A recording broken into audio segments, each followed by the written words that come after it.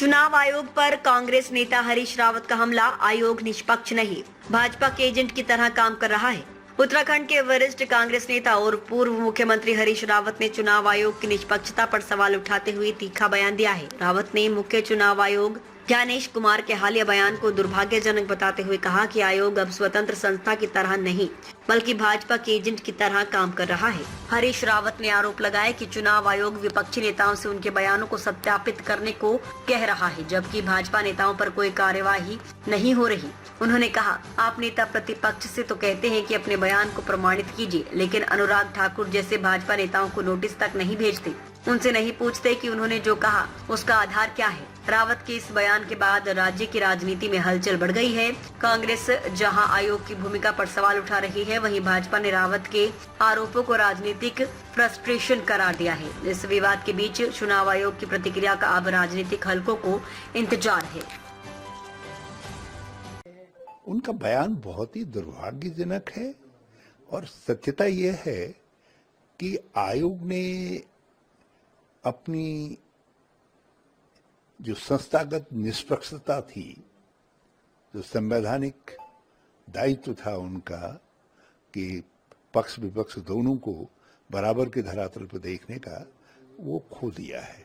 और अब वो पूरी तरीके से भाजपा के एजेंट के रूप में दिखाई दे रहे हैं।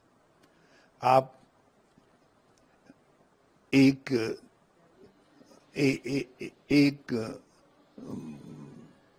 बात के लिए, एक बयान के लिए आप लीडर अपोजिशन से तो कह रहे हैं कि आपने जो दिखाया है उसको आप वेरीफाई करिए, सत्यापित करिए। उन्होंने आपका डॉक्यूमेंट दिखाया है, उन्होंने चुनाव आयोग का डॉक्यूमेंट दिखाया है। आप अपने डॉक्यूमेंट को खुद वेरीफाई करने के बजाय उनसे कह रहे हैं कि आप वेरीफाई करिए करके, लीडर अपोजिशन से, जो खुद ही एक संवैधानिक संस्था है। और दूसरी तरफ भाजपा के प्रवक्ता पूर्व मंत्री अनुराग ठाकुर से वो 5 जगह गड़बड़ियां बता रहे हैं, कह रहे हैं कि चुनाव आयोग की जो लिस्ट है उसमें 5 जगह गड़बड़ियां हैं, गलत वोटर दर्ज हुए हैं, और उनसे आप उनको नोटिस नहीं दे रहे हैं, उनसे नहीं कह रहे हैं आप सत्यापित करो। तो ये क्या दर्शाता है कि आपकी निगाह समकक्ष नहीं है। और दूसरी बात जो अत्यधिक गंभीर है वो ये है कि एक राजनीतिक दल किसी सवाल को उठा रहा है, आप उसका समाधान करने के बजाय, उसके उठाए गए प्रश्नों का समाधान करने के बजाय आप प्रेस कॉन्फ्रेंस करके एक राजनीतिज्ञ की तरीके से, एक पॉलिटिकल पार्टी की तरीके से कुछ जर्नल बातें कर रहे हैं। महादेवपुरा को लेकर के जो 5 सवाल राहुल गांधी जी ने उठाए हैं, ब्यौरेवार पूरा देश अपेक्षा कर रहा है कि चुनाव आयोग उसका जवाब दे। और दूसरा जो है, जो ये स्पेशल इंटेंसिव रिवीजन हो रहा है बिहार के अंदर, उसकी टाइमिंग आप ठीक चुनाव से पहले कर रहे हैं। और अब तो उसका मजाक उड़ गया है, जिनको आपने मृत दिखा करके नाम काट दिए हैं प्रोविजनल लिस्ट में, और वो राहुल गांधी जी के साथ आकर के चाय पी रहे हैं। और ये एक जगह नहीं हो रहा है।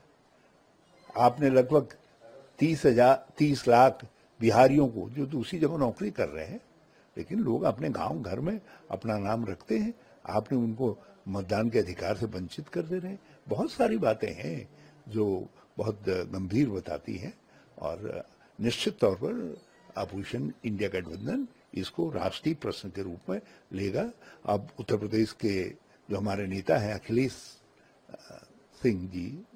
यादव जी, उन्होंने उठाया ना, उन्होंने कहा कि हम तो पहले से इनको दे रहे हैं कि तुम्हारा रोल, जो तुम्हारा इलेक्टोरल रोल फॉल्टी है। हमने इनको प्रमाण इनके पास भेजा है, हमने दर्ज कराई है अपनी अपील, और आप कहते हैं कि अपोजिशन तो दर्ज ही नहीं करवाता। तो यही पूरे राष्ट्रीय लेवल पर बिहार में, क्योंकि इस समय स्पेशल इंटेंसिव रिवीजन हो रहा है और उसके लोग पीड़ित हैं, इसलिए बिहार में यात्रा के रूप में और पदयात्रा के रूप में हो रहा है।